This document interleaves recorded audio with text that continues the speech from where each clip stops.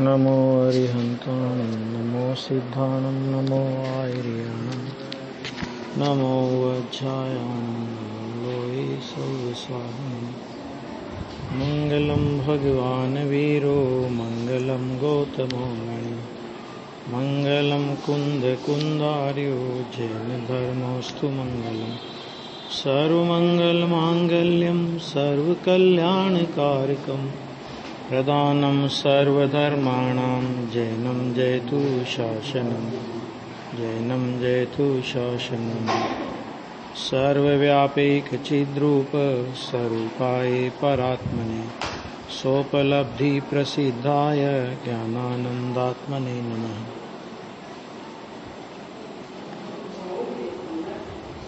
एक 170 गाथा हो गई थी, 171 गाथा। अब आत्मा के शरीर पने का अभाव निश्चित करते हैं।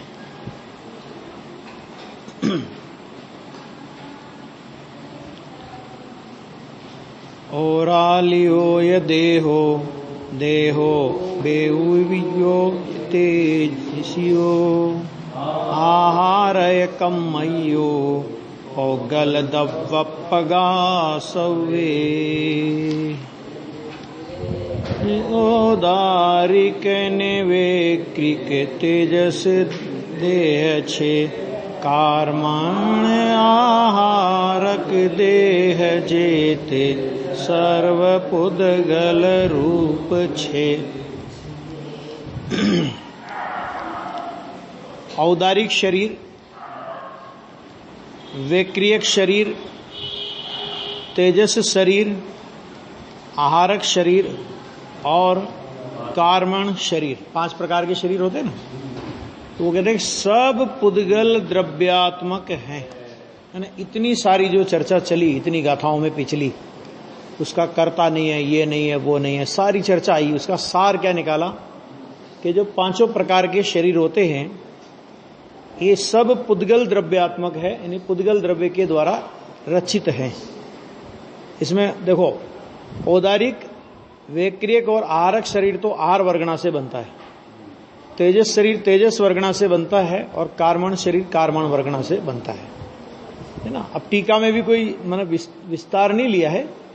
औदारिक, वैक्रियक, आहारक, तेजस और कार्मण ये शरीर सब पुद्गल द्रव्यात्मक है। एक लाइन में पूरा कर दिया।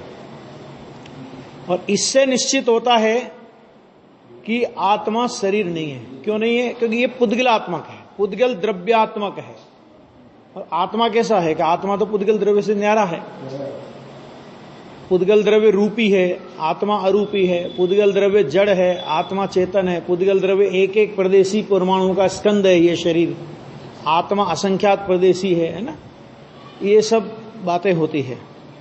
अब इसके बाद जो इतनी बातें सब चली, तो आत्मा ऐसा नहीं वैसा नहीं, ये सब बातें चलने के बाद फिर शिष्य ने प्रश्न किया कि तब फिर जीव का शरीर आदि सर्व परद्रव्यों से विभाग का साधनभूत असाधारण स्वलक्षण क्या है? सो कहते हैं। क्या मतलब कि जीव जो है शरीर आदि सर्व परद्रव्यों से विभाग का साधनभूत, कोई ऐसा लक्षण तो बताओ जीव का। अभी तक तो ये बताया कि जीव इसका कर्ता नहीं है, जीव इसका भोगता नहीं है, जीव इसका कराने वाला नहीं है, जीव इसका अनुमोदक नहीं है। ये सब बातें तो हुई, लेकिन इन सर्व परद्रव्यों से विभाग मैंने भिन्नता का साधनभूत जो असाधारण स्वलक्षण है। मैंने असाधारण स्वलक्षण का मतलब क्या कि जो लक्षण मात्र जीव में पाया जावे, जीव के अलावा अन्य किसी में नहीं पाया जावे, उसको बोलते असाधारण स्वलक्षण। ठीक, तो वो क्या है सो कहते हैं। ये सबसे महत्वपूर्ण गाथा इस ग्रंथ की। देखो, अरसमरूअम गंधम अवत्तम चेदना गुणमसद्दम जान अलिंग गहनम जीवमणिदिट्ठ संठाणम। चेतना गुण गंध रूप रस शब्द व्यक्ति न जीवने वळी लिंग ग्रहण नथी अने संस्थान वाक्यु न तेहने।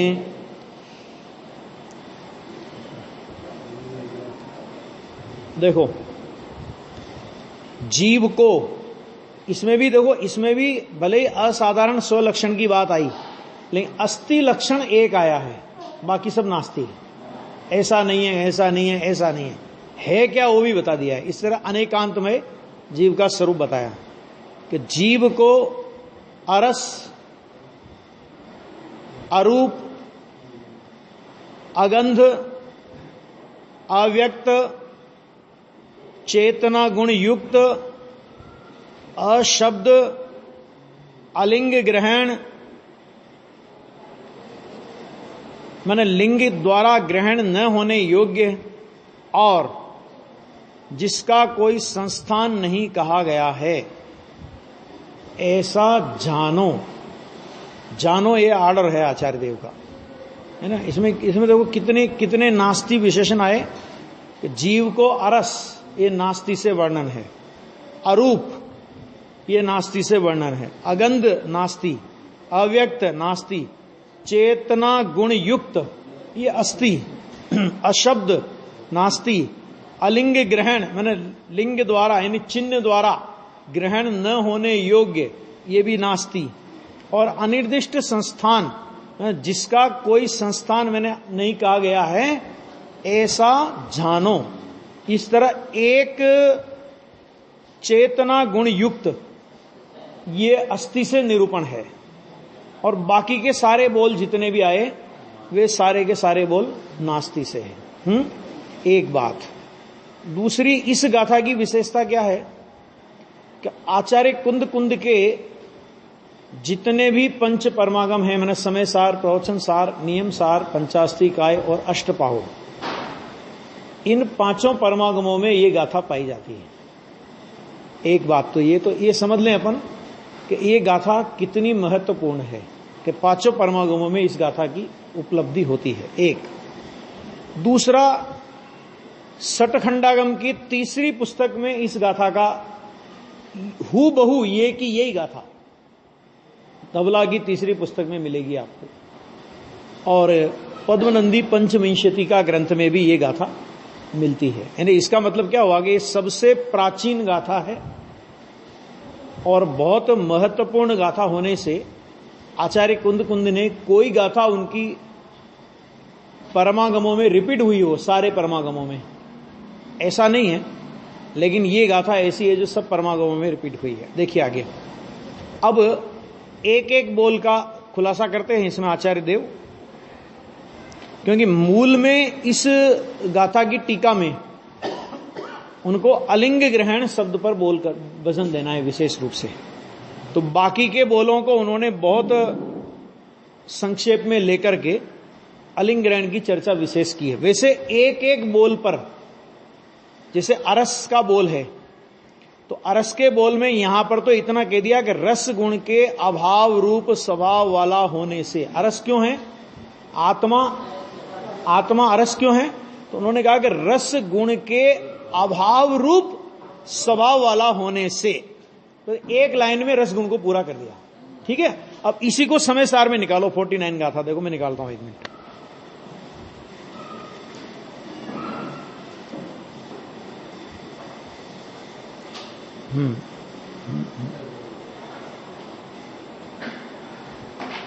फोर्टी 49 गाथा इसमें समय सार की।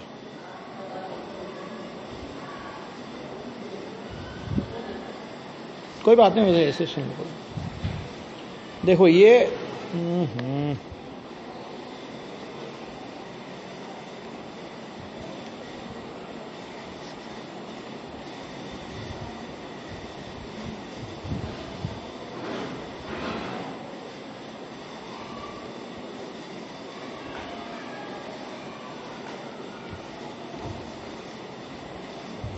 देखो ये गाथा है, तो इस गाथा में अरस के बोल में कितना लिया है? एक एक बोल में 6 बातें ली। आत्मा अरस है, आत्मा अरस क्यों है?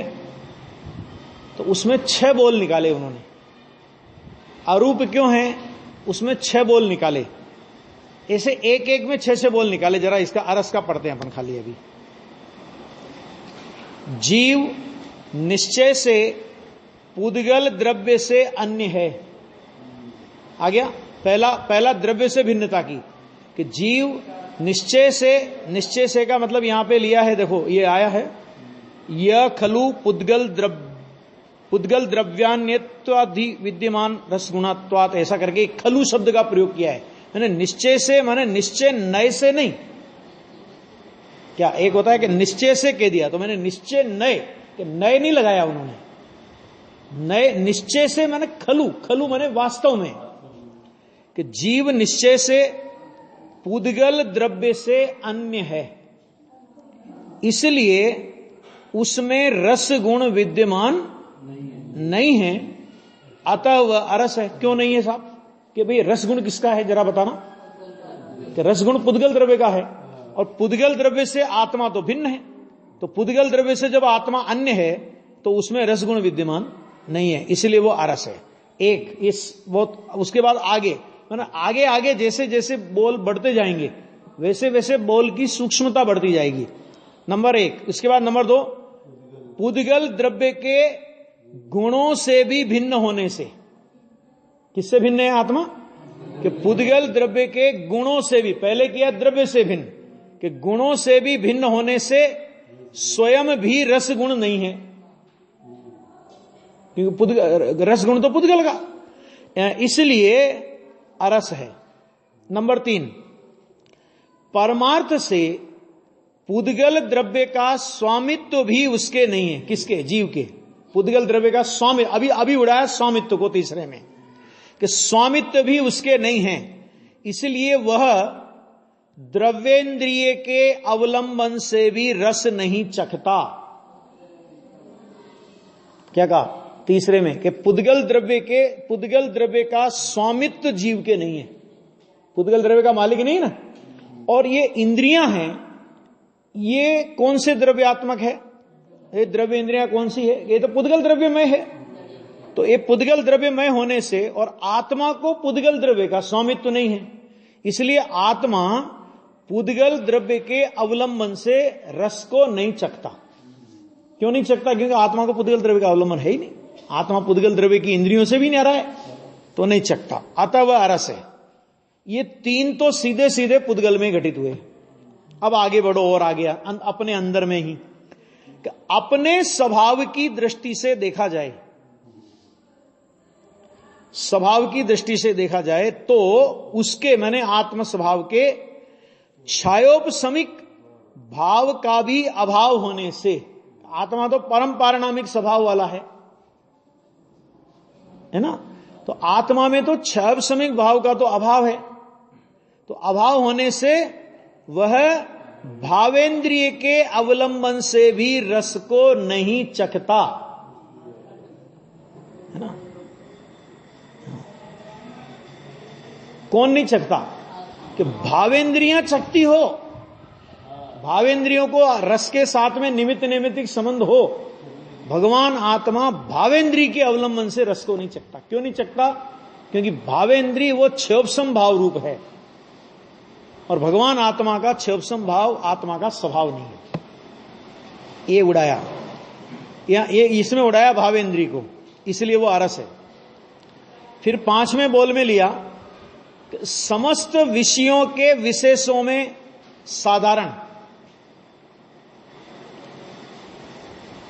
ऐसे एक ही संवेदन परिणाम रूप उसका स्वभाव होने से वह केवल एक रस वेदन परिणाम को पाकर रस को नहीं चखता, इसलिए वह अरस है। कि भगवान आत्मा का स्वभाव कैसा है?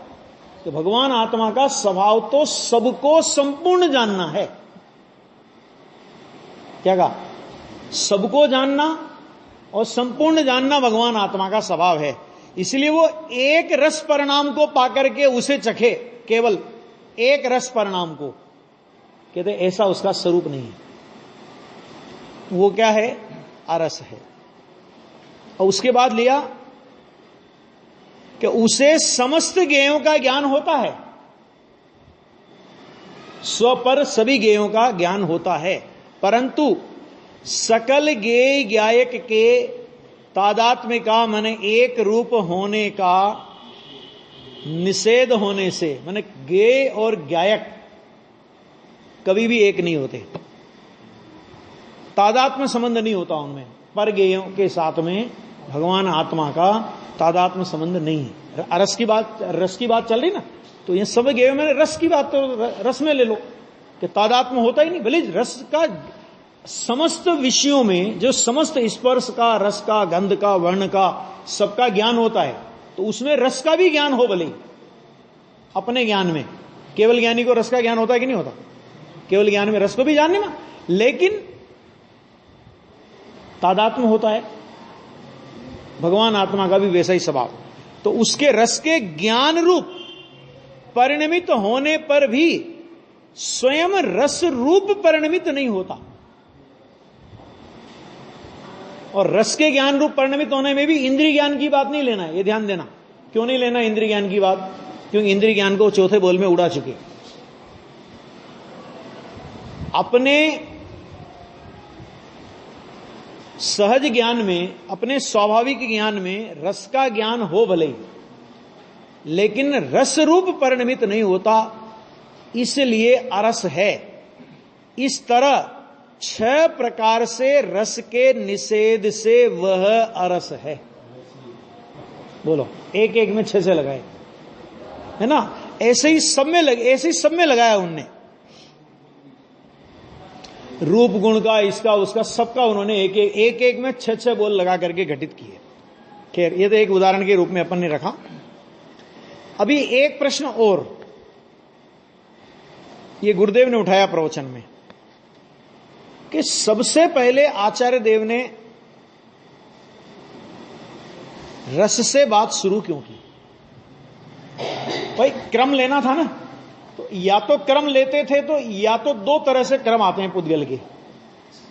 या तो क्रम आता है स्पर्श रस गंध वर्ण, एक बात, और या क्रम आता है वर्ण गंध रस और स्पर्श। क्या कहा? किस तरह आते? क्रम क्या आएगा कि या तो आएगा स्पर्श से लेकर वर्ण तक, और या आएगा वर्ण से लेकर स्पर्श तक। ये आप देख लेना जहां भी देखो, जहां। ठीक है कि ऐसा होने पर भी उन्होंने रस से चर्चा शुरू क्यों की? आया समझ में?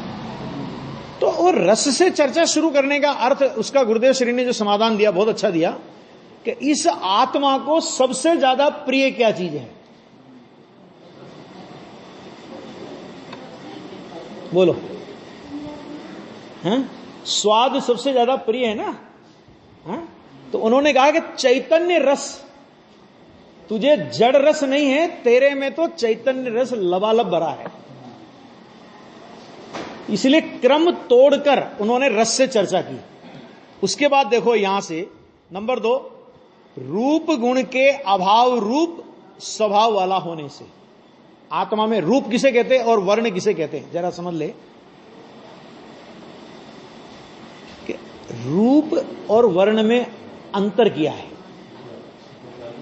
माने वैसे तो वर्ण माने कलर, और रूप माने उसका जो आकार प्रकार होता है, उसमें कलर भी आ जाता है, वो सब आ जाता है ना, ऐसा। और गंध गुण के अभाव रूप स्वभाव वाला होने से आत्मा में सुगंध आती है कि दुर्गंध आती है? जब आत्मा की अनुभूति होती होगी, चलो अभी तो आत्मा में सुगंध दुर्गंध नहीं, आत्मा की अनुभूति होती होगी, तब तो आत्मा सुगंधित अनुभव में आता होगा। है? नहीं आता ना?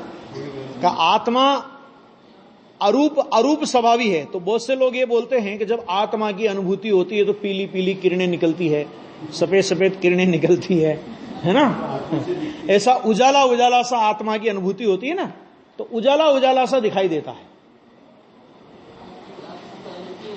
कि भैया अगर तुझे उजाला उजाला दिखाई दे रहा है तो तू समझ ले कि तुझे क्या दिखाई दे रहा है। क्यों? प्रकाश और तम पुद्गल के भेद है ना, तो प्रकाश और तम माने अंधेरा, छाया। छाया अलग है और अंधेरा अलग है। छाया तो जैसे ये अभी अपन ने कुछ भी ये हाथ लगाया ऐसे, ये यहां ये पड़ रही टेबल की छाया, इसको बोलते हैं छाया। और अंधेरा, तो इनमें अंतर है, ठीक है ना। तो ये जो अगर तेरे को दिखाई दे रहा है तो तू खुद सोच ले कि तुझे दिखाई क्या दे रहा है। तुझे पुद्गल दिखाई दे रहा है, तुझे आत्मा कुछ दिखाई नहीं दे रहा है ना। हाँ, आगे देखो, उसके बाद लिया स्पर्श गुण रूप व्यक्तता के अभाव रूप स्वभाव वाला होने से। मैंने भगवान आत्मा में स्पर्श गुण की व्यक्तता का अभाव स्वभाव है, यानी आत्मा हल्का के भारी है। अपन तो 24 घंटे यही बात, अगर मेरा वजन बढ़ गया है, मेरा वजन घट गया। किसका वजन बढ़ता है और किसका वजन घटता है, पहले बताओ जरा। आत्मा का वजन होता है, आत्मा में वजन होता है, तो वजन किसका बढ़ा? बड़ा वजन पुद्गल का, बड़ा वजन घटा वजन पुद्गल का, और मानता क्या है कि आत्मा का वजन बढ़ गया, है ना। इसको बोलते, ये मिथ्या दृष्टि के सींग पूंछ नहीं होते। आगे आपकी समझ में, मिथ्या दृष्टि के सींग पूंछ नहीं होते। ये विपरीत मान्यता जहां पाई जाती है वहीं मिथ्यात्व है। आ गया। तो वो यहां पे कह रहे हैं स्पर्श गुण की व्यक्तता। स्पर्श गुण की व्यक्तता में हल्का भारी, रूखा चिकना, ये सब चीजें उसके अंतर्गत अपने आप आ जाती है, तो अभाव होने से। उसके बाद आगे देखिए 5 नंबर कि शब्द पर्याय, शब्द को पर्याय ले क्यों लिया, शब्द को पर्याय क्यों लिया? अच्छा बताओ। कि शब्द पुद्गल का गुण नहीं है। चर्चा आई थी पहले, स्पर्श रस गंध और वर्ण, ये 4 तो होते हैं गुण, ऐसे अनंत गुण हैं लेकिन मुख्य रूप से 4 गुण। और शब्द है वो पुद्गल का गुण नहीं है, तो वो है क्या? वो कि वो अनंत पुद्गलों की स्कंद रूप एक पर्याय है। और ये चर्चा हुई थी कि अगर शब्द पुद्गल का गुण हो तो क्या होगा? नरेंद्र जी बोलो, है ना। तो सुन नहीं पाएंगे मैंने शब्द अगर गुण होगा पुद्गल का, तो जितने पुद्गल परमाणु हैं उनमें शब्द नाम का गुण होगा। महावीर जी होगा कि नहीं? होगा।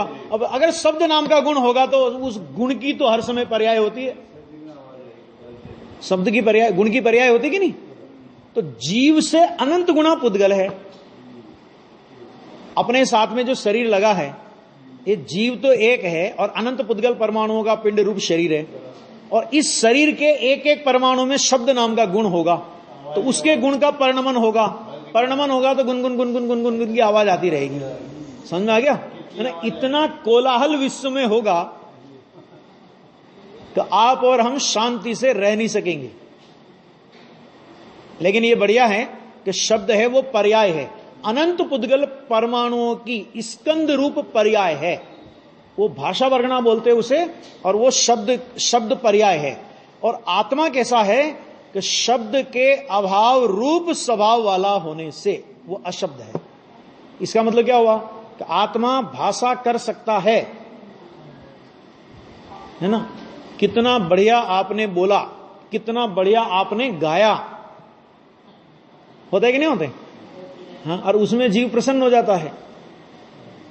गाने वाले गाने में प्रसन्न हो जाते हैं और बोलने वाले बोलने की तारीफ होए तो प्रसन्न हो जाते हैं। ये पता नहीं कि गाना या बोलना ये सब किसका कार्य हुआ, कि ये हुआ पुद्गल का कार्य। वो पुद्गल में भी एक पुद्गल का कार्य नहीं, अनंत पुद्गलों का कार्य हुआ। प्रशंसा हुई वो पुद्गल की हुई वास्तव में तो। और जीव क्या मानता है? उस पुद्गल की प्रशंसा को अपनी प्रशंसा मानता है ना। वाणी भूषण की पदवी मिले, क्या नहीं होती इन पंडितों को? नहीं बीमारी, वाणी भूषण की पदवी मिले तो मैंने बड़ा गौरवान्वित अनुभव करते हैं। मैंने कहा वाणी भूषण का मतलब समझे? वाणी माने जड़। क्या हुआ? वाणी माने क्या हुआ? कि वाणी माने जड़, और तुम जड़ के भूषण हो, ये बता रहे हैं वो। जड़ के मालिक। क्या करे अभी? आ गया ये सब आया, इतना आया, 5 बोल आए। इसके बाद देखो इन सब के कारण, किन सब के कारण? तो उन्होंने कहा कि स्पर्श नहीं, रस रूप गंध स्पर्श लगा लेना, इत्यादि में सब आ गया, स्पर्श शब्द वगैरह आ गया। इत्यादि के अभाव रूप स्वभाव के कारण, देखो अभाव करना नहीं है, फिर क्या कह रहे हैं, एक शब्द पे ध्यान दीजिए, अभाव रूप स्वभाव। इसका मतलब क्या हुआ कि आपको स्पर्श का, रस का, गंध का, वर्ण का, शब्द का आत्मा में से अभाव करना है और आत्मा को अरस, अरूप, अगंध, अशब्द नया करना है। कहते ऐसा नहीं है, आत्मा तो इन सबके माने ये रस, गंध, रस, रूप, गंध, स्पर्श, देखो आ गया ना क्रम, वही आया ना अभी, रूप, रस, रूप, गंध, स्पर्श, इसमें जो क्रम लिया, तो इसमें जो क्रम लिया उसी हिसाब से इनने यहां लिया। तो स्पर्श और शब्द और जोड़ देना, इत्यादि में क्या लेंगे कि स्पर्श और शब्द, माने चार तो हो गए, स्पर्श, रस, गंध, वर्ण, और पांचवा जिस शब्द का निषेध किया इत्यादि। इत्यादि में और जो कुछ तुम्हें समझना हो पुद्गल का वो सब समझ लेना। इत्यादि के अभाव रूप स्वभाव के कारण, क्या मतलब इसका कि उसमें तो आत्मा में इन सब का अभाव स्वभाव से ही है, आत्मा का स्वभाव ही इनके अभाव रूप है। इसलिए आत्मा का कोई कलर नहीं होता, आत्मा की कोई गंध नहीं होती, आत्मा का कोई रस नहीं होता, आत्मा का हल्का भारी आदि कोई स्पर्श नहीं होता, आत्मा का कोई शब्द नहीं होता, अथवा आत्मा में ये सब नहीं होते, और इन सब में आत्मा नहीं होता। स्पर्श में आत्मा नहीं, रस में आत्मा नहीं, गंध में आत्मा नहीं, वर्ण में आत्मा नहीं, शब्द में आत्मा नहीं। जयपुर खाने तत्व चर्चा हुई थी, तभी प्रश्न हुआ था कि केवली भगवान की दिव्य ध्वनि जड़ है तो उसकी प्रामाणिकता का आधार क्या है। मैंने दिव्य ध्वनि जड़ है, अभी ये पचाने की ताकत उस समय के विद्वानों में नहीं थी। केवल ज्ञानी दिव्य ध्वनि करो तो दिव्य ध्वनि है, अरे दिव्य ध्वनि है तो भी भाषा वर्गना का परिणमन हुआ कि आत्मा का परिणमन हुआ हो? तो भाषा वर्गना का परिणमन होगा तो जड़ होगा कि नहीं? तो फिर है क्या कि वो केवल ज्ञान अनुसारिणी है, ये प्रामाणिकता का आधार। क्या मतलब उसमें कि केवल ज्ञानी परमात्मा ने अपने दिव्य ज्ञान में जैसा जाना, वाणी में ठीक वैसा ही प्रतिपादन आता है। तो केवल ज्ञान अनुसारिणी होने से उस दिव्य ध्वनि की प्रामाणिकता है। प्रामाणिकता का आधार ये नहीं कि वो आत्मा का परिणमन है, अगर ऐसा मानो तो हम प्रामाणिक मानेंगे, क्योंकि आत्मा का परिणमन मान करके यदि दिव्य ध्वनि को प्रमाण मानो तो भगवान ने तो केवल ज्ञान में जाना ही नहीं कि आत्मा की वाणी होती है, और हमने वाणी को क्या माना? आत्मा का परिणमन माना, तो हमने तो उस दिव्य ध्वनि को ही अप्रामाणिक मान दिया। क्यों? क्योंकि केवल ज्ञानी ने जाना कि शब्द है वो आत्मा का परिणमन नहीं है, वो पुद्गल का परिणमन है, भाषा वर्गना का परिणमन है, उसने हमने माना आत्मा का परिणमन। माने केवल ज्ञानी भगवान की दिव्य ध्वनि निमित्त अपेक्षा से बोलने में आता है कि केवल ज्ञानी की दिव्य ध्वनि। सच में केवल ज्ञानी का द्रव्य, गुण और पर्याय, इन तीनों में से वो दिव्य ध्वनि नहीं उठी है। किस में से उठी? द्रव्य में से उठी, गुण में से उठी कि पर्याय में से उठी? दिव्य ध्वनि खिरी ना, द्रव्य गुण पर्याय में से किस में से खिरी हो? तो वो तो भाषा वर्गना का परिणमन है। तो भाषा वर्गना का परिणमन पौद्गलिक है, पौद्गलिक होने से वो आत्मा का स्वरूप नहीं है। उसकी प्रामाणिकता क्या कि केवल ज्ञान अनुसारिणी वाणी होने से उस दिव्य ध्वनि को प्रामाणिक वाणी बोलते हैं। भगवान की वाणी निमित्त अपेक्षा से बोलते हैं, क्योंकि भगवान का उस समय का उपयोग तो होता नहीं वाणी का, तो उसका उनका जो परिस्पंदन वगैरह जो भी होता है ना, वो जो प्रक्रिया होती दिव्य ध्वनि खिरने की, तो वो निमित्तता देख करके भगवान की वाणी ऐसा बोला जाता है। वास्तव में वाणी भाषा वर्गना का परिणमन है। आगे देखिए, स्वभाव के कारण रूप, रस, गंध, वर्ण इत्यादि के अभाव रूप स्वभाव के कारण लिंग के द्वारा अग्राह्य होने से, माने किसी भी चिन्ह से, और अलिंग ग्रहण शब्द के 20 अर्थ करेंगे आगे वो, तो लिंग के द्वारा अग्राह्य होने से माने उसके द्वारा वो ग्रहण नहीं किया जा सकता होने से, एक बात अलिंग ग्रहण है। उसके बाद 7वां नंबर का कि सर्व संस्थानों के अभाव रूप होने के स्वभाव वाला होने से आत्मा को पुद्गल द्रव्य से विभाग का साधनभूत। सर्व संस्थान माने क्या? ये अलग अलग प्रकार के संस्थानों की चर्चा आती ना, कितने प्रकार के संस्थान होते हैं? 6 प्रकार के होते हैं ना, उंडक वगैरह कौन कौन से होते हैं, है ना, वो सब। तो इन सबको पुद्गल द्रव्य से विभाग का साधनभूत अरसपना 1, अरूपपना नंबर 3, अगंधपना नंबर 4, अव्यक्तपना 5, अशब्दपना 6, अलिंग ग्रहणपना और 7, असंस्थानपना है। ये 7 बोल आए। 7 बोल में से अस्ति का बोल कितना और नास्ति के बोल कितने इनमें हैं? ये सारे के सारे ही तो नास्ति के बोल है। ये सब नास्ति के बोल है। अस्थि का बोल एक ही है, चेतना गुण संयुक्त, ये आएगा अभी। पुद्गल तथा अपुद्गल, ये अपुद्गल में क्या होता है? हां, यहां क्या लेंगे? धर्म, अधर्म, आकाश और काल। जीव की चर्चा नहीं लेना है, और जीव में लेना हो तो एक जीव को विषय बनाओ आप, तो अन्य जीव, पर्टिकुलर किसी एक जीव को विषय बनाओ तो अन्य जीव, और वरना अपुद्गल में लेंगे धर्म, द्रव्य, अधर्म, आकाश और काल। तो पुद्गल तथा अपुद्गल, ये इसमें से एक बात निकली। देखो, पुद्गल के स्थान पर अन्य द्रव्यों को अपुद्गल कहने का व्यवहार है कि नहीं? पुद्गल की अपेक्षा से अन्य द्रव्यों को क्या कहेंगे अपन? अपुद्गल। जीव की अपेक्षा से अन्य द्रव्यों को क्या कहेंगे? अजीव। समझ आ गया नहीं आ गया? इसी तरह ये काल और अकाल मरण का चक्कर है।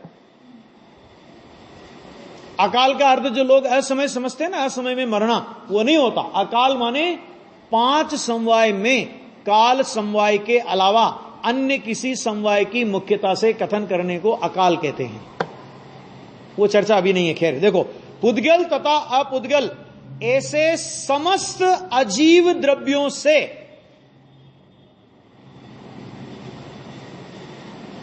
अजीव में तो पुद्गल धर्म, ये धर्म, धर्म, आकाश, काल तो अजीव में आए गए, और अन्य जीव भी मेरी अपेक्षा से अजीव हैं। ख्याल में आ गया? अन्य जीव, हालांकि अन्य जीव का ऐसा स्वरूप है, कैसा? अरसपना, अरूपपना, अगंधपना, अवर्णपना, अशब्दपना, असंस्थानपना, ये स्वरूप अन्य जीवों का भी है। लेकिन जो अरसपना मेरा मुझ में है, मेरा अरसपना दूसरे जीव में नहीं है। मेरा अशब्दपना मुझ में है, मेरा अशब्दपना दूसरे जीव में नहीं है। आ गया? ऐसे भी ले सकते हैं, नहीं तो 4 द्रव्य लो, और अन्य अगर जीव को भी मिलाना हो तो मुझ आत्मा के अलावा अन्य जीव, और वैसे 4 द्रव्य। तो समस्त अजीव द्रव्यों से विभाग का साधन तो चेतना गुणमय, चेतना गुणमय, गुण वाला नहीं, गुणमय पना है। इसमें भी हो जाएगा कि अपना अपना चेतना गुणमय पना अपने में, और अपने अपेक्षा से दूसरे का, दूसरे द्रव्यों का चेतनपना, माने अपना अपने ज्ञान दर्शन का व्यापार अन्य जीवों में भी नहीं पाया जाता। इसलिए भी अन्य जीवों को अपनी अपेक्षा से अजीब बोलते हैं। तो यहां पे कहा चेतना गुणमय पना है। चेतना किसे कहते हैं? ज्ञान दर्शन। तो ज्ञान दर्शन गुणमय पना, तो ज्ञान दर्शन गुणमय पना, तो अनंत गुणों का क्या हुआ? अनंत गुणों का क्या हुआ? क्या? अरे चेतना गुणमय पना में अनंत गुणों का समावेश हो जाता है। समझ आ गया? राग में अनंत गुणों का समावेश नहीं होता। आत्मा विकार, विकार का निषेध, चेतना गुणमय पना, ज्ञान मात्र। समय सार की भाषा में कहेंगे तो क्या बोलेंगे? आत्मा कैसा है? तो उन्होंने कहा ज्ञान मात्र है। तो उन्होंने कहा कि ज्ञान मात्र कहने से अन्य अनंत गुणों का निषेध नहीं हो जाता क्या? तो उन्होंने कहा कि ज्ञान मात्र कहने में अन्य अनंत गुण तो आए जो ज्ञान गुण के साथ में अविनाभावी हैं, लेकिन उसमें विकार का और पर का निषेध होता है। हाल में आ गया नहीं आ गया? जैसे कोई बड़ा ऑफिसर हो और उसके घर में बोर्ड लगा हो, नो एडमिशन विदाउट परमिशन का बोर्ड लगा हो, है ना? तो अभी क्या करे? उसकी पत्नी और बच्चे आए तो पहले पर्ची भेजे ना। वो घर से बाहर से आवे तो पहले पर्ची भेजे कि मैं आई कम इन सर, मैं आ सकता हूं, ये आ सकती हूं, ऐसा पर्ची भेजे पहले कि बोर्ड तो लिखा है। कि बोर्ड लिखा है वो घर के मेंबरों के लिए नहीं है, घर के बाहर के जो लोग हैं उनके लिए बोर्ड है वो, कि तुम्हें यदि आना है तो पहले पर्ची भेजो और पर्ची के बाद जब तुम्हें स्वीकृति मिले तब तुम अंदर आ सकते हो। तो ऐसे ही यहां पर तो स्वीकृति मिले तो अंदर आ सकते हो, यहां पर वो भी नहीं है। यहां पर को और विकार को आत्मा के स्वरूप में प्रवेश की अनुमति ही नहीं है। अज्ञानी उन्मय अपने को मानता होवे तो भी आत्मा कभी उन्मय होता नहीं है, ये कह रहे हैं यहां पे। तो चेतना गुणमय पना है, और वही माने कौन, कि चेतना गुणमय पना ही मात्र स्वजीव द्रव्याश्रित होने से, देखो आ गया, स्वजीव द्रव्याश्रित होने से, अपने निज जीव द्रव्य के आश्रित होने से, माने निज जीव द्रव्यमय होने से, यानी अपनी चेतना जब अन्य द्रव्यों में भी, अन्य जीव द्रव्यों में भी नहीं पाई जाती। भगवान आदिनाथ को केवल ज्ञान हुआ ना, तो मारीची को उसका जरा भी फल नहीं मिला मारीची को फल थोड़ा, तो सारे परिवार के लोगों को केवल ज्ञान हुआ, मतलब जितने पुरुष वर्ग थे उनके परिवार में, ठीक है, कि सबको केवल ज्ञान हुआ, और अकेले मारीची को इतने लोगों के केवल ज्ञान का जरा भी फल नहीं मिला। क्यों? कि अरे तो उल्टा चला, तो इतने लोग तो सुलटे चलने वाले थे। नित्य निगोष उन्हीं के परिवार में नित्य निगोष से निकल करके 923 लोग उसी भव में मोक्ष जा रहे हैं। क्यों नहीं मिला? क्योंकि वही मात्र स्वजीव द्रव्याश्रित होने से, चेतना माने अपना परिणमन अपने में, और अपने परिणमन के अलावा अपना परिणमन दूसरे जीवों में भी नहीं है। अपनी चेतना अपने में, अपनी चेतना दूसरे जीव द्रव्यों में भी नहीं है। दूसरे जीव द्रव्यों की चेतना का भी अपने में अभाव है। तो भैया पुद्गल, धर्म, अधर्म, आकाश और काल, इनके अभाव के संबंध में तो प्रश्न खड़े ही मत करना। ये तो सर्वथा ही भिन्न है सारे के सारे अपनी आत्मा के अलावा। तो वो कह रहे मात्र स्वजीव द्रव्याश्रित होने से स्वलक्षण पने को, लक्षण किसे कहते हैं? जिसमें लक्ष्य प्रसिद्ध हो उसको बोलते हैं लक्षण। तो स्वलक्षण पने को धारण करता हुआ आत्मा का शेष अन्य द्रव्यों से विभाग माने क्या? भेद। वो क्या करता है? उस भेद को वो सिद्ध करता है। कौन सिद्ध करता है? असाधारण लक्षण जो है ना, चेतना गुणमय पना, जो स्वद्रव्याश्रित होने से स्वलक्षण पने को धारण करता हुआ आत्मा का शेष अन्य द्रव्यों से विभाग माने भेद सिद्ध करता है। ये चर्चा होने के बाद अलिंग ग्रहण की चर्चा तो अपन वैसे कल से करेंगे। अलिंग ग्रहण के वो प्रवचन वाली किताब होगी, यहां पे देख लेना, निकाल लेना अगर वो हो तो। यहां अलिंग ग्राह्य करना है तो करना, तो वहां जो अलिंग ग्रहण कहा है वह बहुत से अर्थों की प्रतिपत्ति माने प्राप्ति प्रतिपादन करने के लिए है। देखो मूल शब्द है, देखो इसमें मूल शब्द क्या है? अलिंग ग्राह्य, और आचार्य देव ने लिखा अलिंग ग्रहण। तो अलिंग ग्रहण शब्द क्यों लिखा? तो उसका उन्होंने समाधान दिया कि बहुत से अर्थों की प्रतिपत्ति का मतलब क्या होता है? प्राप्ति, यानी प्रतिपादन करने के लिए है। माने अलिंग ग्रहण शब्द कहकर हम इसमें से बहुत से अर्थ निकालना चाहते हैं, ये आचार्य देव कहते हैं। अब वो बहुत से अर्थों में से उन्होंने 20 अर्थ निकाले हैं। कितने अर्थ निकाले हैं? 20 अर्थ निकाले। एक अलिंग ग्रहण शब्द है, अलिंग ग्रहण। कितने शब्द हुए? 6 शब्द हुए ना। अलिंग ग्रहण कुल हुए 6 शब्द, और 6 शब्दों में से 20 ऐसे गंभीर अर्थ निकाले हैं कि जिन अर्थों की गंभीरता को समझना बहुत आवश्यक, आत्महित के लिए प्रयोजक